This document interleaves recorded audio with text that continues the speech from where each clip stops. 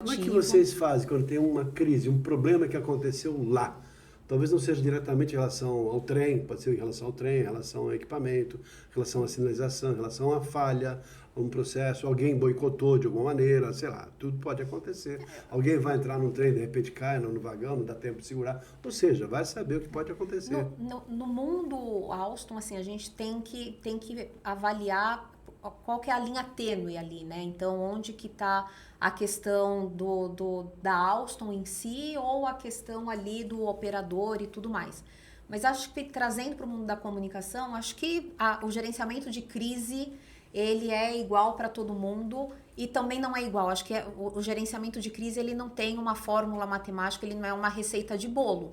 Sim, mas deve ter um comitê, deve ter uma estrutura. Não, aí porque não é igual para todo mundo, não. Porque a empresa espera acontecer o problema e depois a gente vai ver o que faz. Ou seja, tem gente que não tem nem preparo, nem gente preparada para lidar com a situação. Não, eu digo assim, que não tem uma receita de bolo, porque, lógico, ele tem o comitê de crise, né, onde a gente aciona ali, então, quem que vai ser? Então, a comunicação, em primeiro lugar, sempre. Sim. Né? A gente precisa estar ali porque não é só porque vai ter o jornalista ligando. Não, a gente não tem que considerar só a imprensa na crise.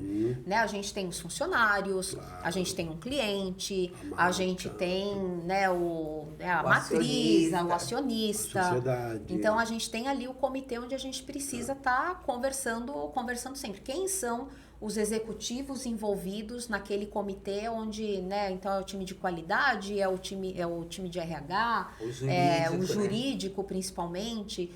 Então, o jurídico sempre está ali andando, a gente está de mãos dadas.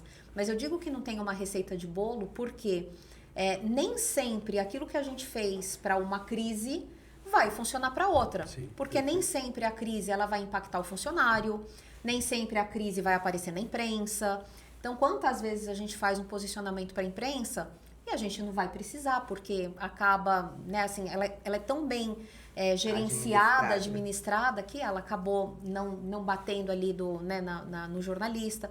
E aquele posicionamento que a gente fez pro público interno não vai ser o mesmo texto que a gente vai usar para a próxima crise e tudo mais.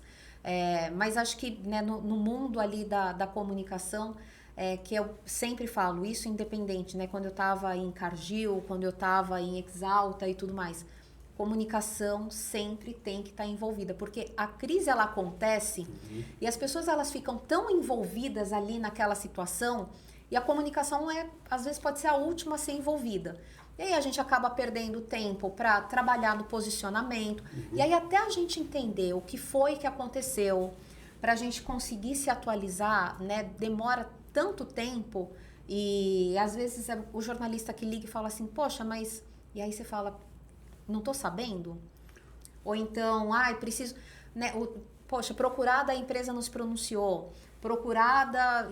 E aí, assim, aí fica pior ainda. Aí o rombo acaba trazendo prejuízo, resvalando a marca, mexendo com a credibilidade. A coisa mais complicada que eu vejo, você falou uma coisa importante, eu e o Reinaldo, a gente fez um trabalho de treinamento de gestão de crise para um executivo de um hospital.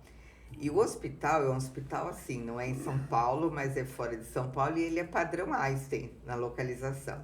E teve um caso lá, assim, horrível. Uma jovem teve um bebê e o bebê nasceu com muitos problemas e ela estava hospitalizada lá. E aí o bebê tomava uma medicação e aí ela foi e a medicação tinha que ficar na geladeira.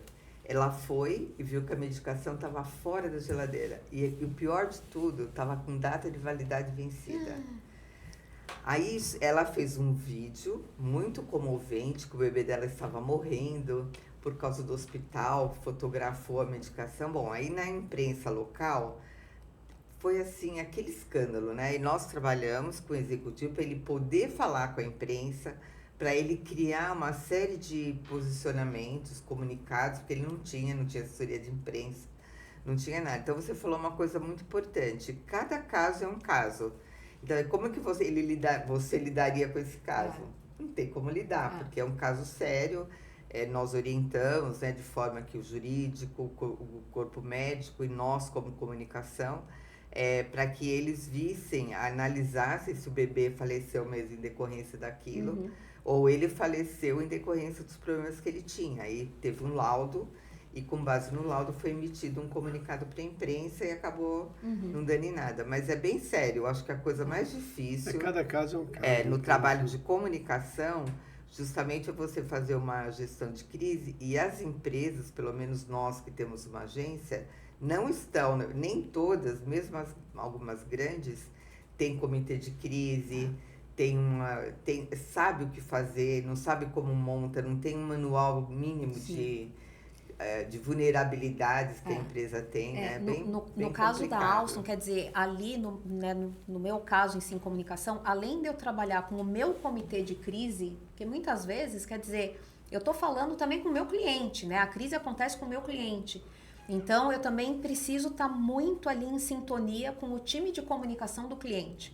Então, essa minha parceria é muito importante, porque daí eu também conto com o comitê de crise do meu cliente. E a gente está sempre ali à disposição, não só a comunicação, mas todos os mesmos times. Então, é o jurídico, é o RH, a qualidade, testes e tudo mais, que a gente está ali. E aprender para que a gente aprenda com os erros e nunca mais aconteça pelo menos aquele erro. Aquele erro específico, né?